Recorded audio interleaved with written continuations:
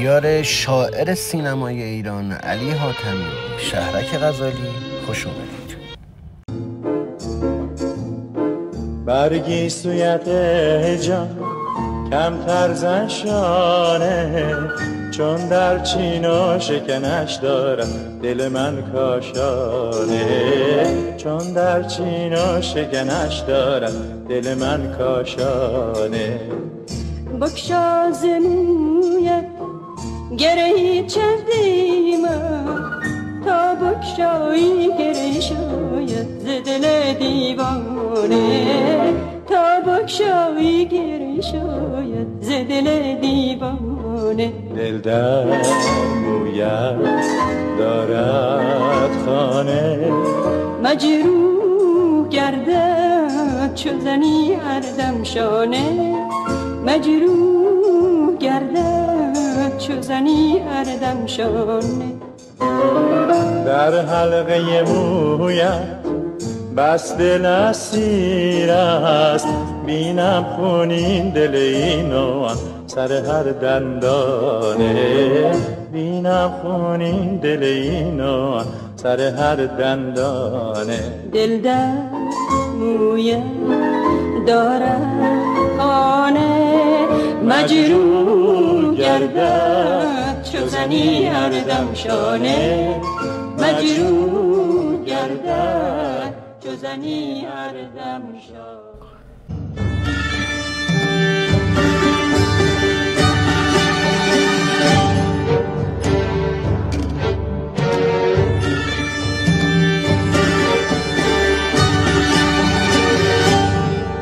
استاد، این چه سماجتیه که اهل هنر دارن در نبوسیدن دست قدرت؟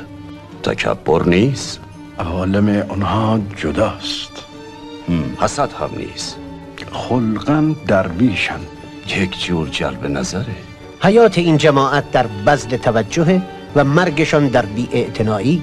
پیر و جوان طفلین، از خود راضی، خیال میکنین خدا چیزی بیشتر به شما داده. در خانه هم بچه های شیرین بیشتر مورد عنایت پدر هستند. امروز تو این مملکت امر ماست.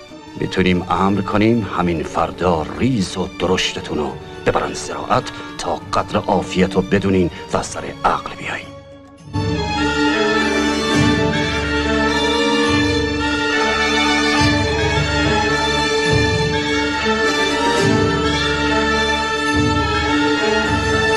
خانه حاکم، چرا به مردم نان نمیدین؟ مردم نان میخوان، مردم گرسنه‌اند. انبار قلعه سهمیه آردمون رو قطع کرده، انبار شهر خالیه، اجتماع مردم هم جلوی دکان بی ثمره، بی گندم ما از پخت نان عاجزیم. نه با تو فراهم کننده نانی، نه فروشنده آن.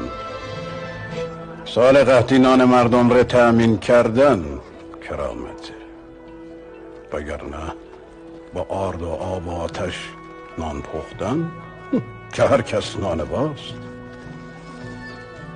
به مردم نان بدین، هر کس هر قدر خواست. البته این جماعت قانع به قاعده شکمشون نان میگیرند که روزی رسان خداست. مردم خدا بزرگی. آره امروز رسید، امروز نانت را بفروش. زن در این ملک بدین گونه پریشان تا چند، دست و پا بسته و لب بسته به زندان تا چند. در همه ملک جهان جمله زنان با هنرند، این لیاقت نبود در زن ایران تا چند. شرف و عزت هر کس بود از علم و کمال، تاج عزت نبود بر سر نسوان تا چند. روح بیمار بود بر تن مردم تا کی، اندر این ملک خدا را تن بیجان تا چند. زن که باشد گل ارزنده بستان وجود، در بر هموطنان خار بدین سان تا چند. هر کسی برد برون گوهر علم از این بحر، ما چنانیم غرق ز طوفان تا چند. دگران گوی هنر برده ز طوفان تا کی، ما بمانیم در این کلبه احزان تا چند. بهر من آن که بود از زر و زور و منصب، نظری هیچ ندارد به فقیر. وقتی مردهای همسایه آنقدر دیر به خانه میرند تا طفل را بخوابند که نان از دست خالی پدر نخواهند چه جای اشرت؟ مملکت صاحب داره، پادشاه باید به فکر رعیت باشه. رعیت کدام پدر سوخته؟ میراث کدام مخنث؟ این مردم انسانهای شریفی هستند، بسیار والاتر از همپالکی های فالود خور تو. فقط مظلومند. ملتی که ادبش قناعت را فضیلت میداند هر سال دچار قحطی است. پس مجلس و عدالت خانه در این میان چه کاره؟ عدالتی که میگوید که آقازاده به دنیا بیاید یکی خانه زاد.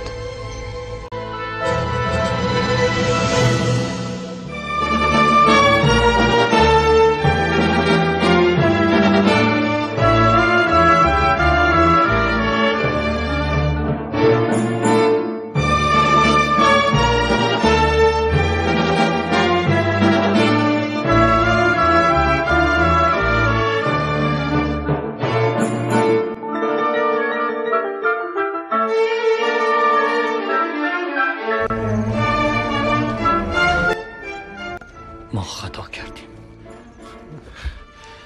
این درسته، اما نمیشه به بهانه امکان خطا کردن پا به میدان مبارزه نگذاریم. خائنین به ملت باید از میان برداشته شوند و میشوند. ما تا این زای راه رفتیم، با توقف ما این حرکت ناتمام نمیماند. تجربه ما توشه راه رهروان آینده است، هرچند تجربه ناموفق باشد. پیروزی محرومان قطعی است. دلنگرانی ما از خودخواهی آدمی است که میخواهد به چشم خود شاهد پیروزی باشد. پیروزی رویت خواهد شد، حتی اگر در کاسه چشمهای من و تو گیاه رویده باشد.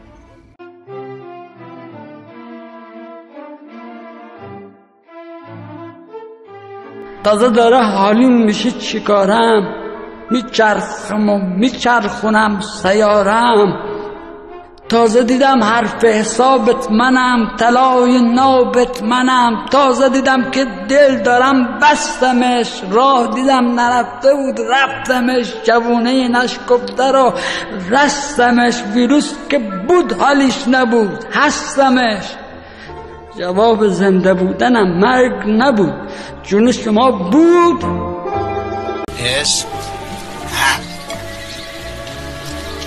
اسم پدر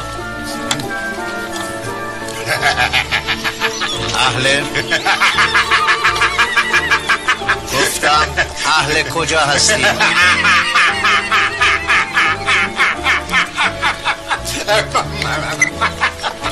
شو ساکنه؟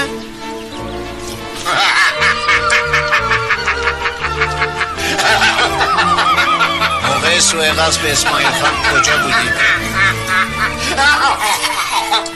دیوونه کیه؟ عاقل کیه؟ جونور کامل کیه؟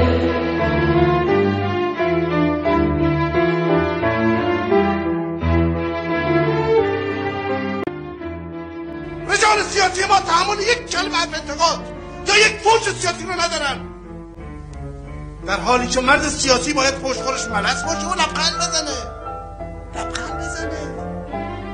باید طبق قاعده روز عمل کرد. متاسفانه شما نمیدونید چقدر خوب میشه تو دموکراسی رفتار کرد و بازی کرد.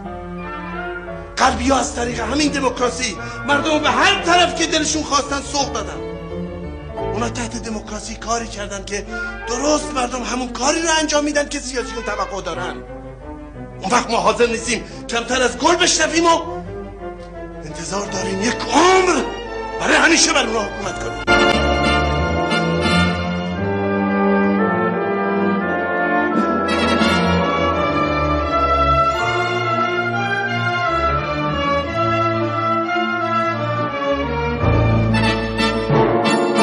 عموم ملت و کارمندان اهم از لشکری و کشوری، ولیعهد و جانشین قانونی مرا باید به سلطنت بشناسند و آنچه از من نسبت به مسائل کشور پیروی می کردند نسبت به ایشان نیز منظور دارم.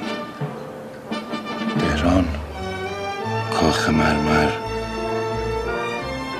25 شهریور ماه 1320. اسم؟ غلام حسین. اسم پدر؟ بابا تو چی صدا می زدن؟ میر ابوالحسن خان. اهل کجایی؟ از کجا اومدی؟ تهران. شغل؟ چه کاره ای؟ خونه شاگرد بودم، اندرونی حضرت والا. بیرونم کردن، حالا دوری گردم، توتون فروشم. کی تپانچه را آتش کرد؟ زاره با دیدی؟ راستیت سیخکی دراز کشیده بودم، سینه کش آفتاب که دیگه هیچ. جماعت خواب، اجتماع خواب زده، جامعه چرتی. فکر و ذکرمون شد کسب آبرو. چه آبرویی؟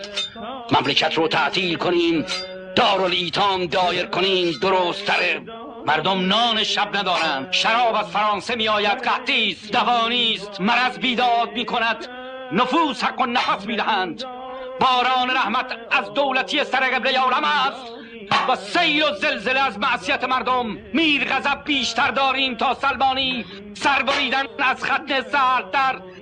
ریخت مردم از آدمی زاد برگشته، سالک بر پیشانی همه مهر نکبت زده. چشم ها خمار از تراخم است، چهره ها تکیده از تریاک. اون 4 تابان با عهد شاه عباس ما بهش کرم گذاشته. ملیجک در گلدان نخره می شاشد. چه انتظاری از این دودمان با آن سر سلسله اخت خلق خدا به چه روزی افتادند از تدبیر ما. خوابند وکیلان و خرابند وزیران، بردند به یغما همه سیم و زر ایران. ما را نگذارند به یک خانه ویران، یارب بستان داد فقیران ز امیران.